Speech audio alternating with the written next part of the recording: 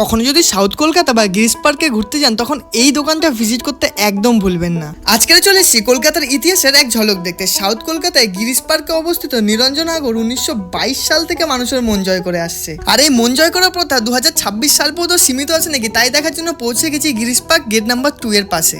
কিছুটা এগিয়ে গিয়ে দেখবেন হলুদ ব্যানারের ওপর লাল কালারের বড় বড় করে লেখা আছে নিরঞ্জন আগর। ব্যাস খুবই রিজনেবল প্রাইসে এখানেই পেয়ে যাবেন মাটন কাটলেট, মাটন চপ।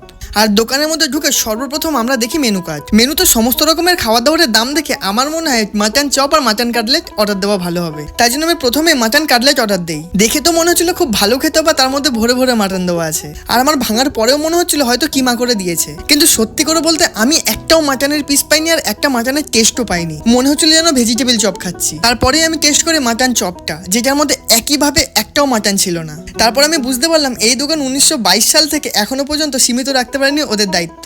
আমি জানি না আর কেমন কি খেতে, কিন্তু আমার দুটোই একদমই বেকার লেগেছে। আমি ক্রিস আর আপনারা দেখছেন কেজি ডেইলি ব্লগ। আবার দেখা হচ্ছে নতুন কোনো ব্লগে। ততক্ষণ পর্যন্ত সবাইকে টাটা।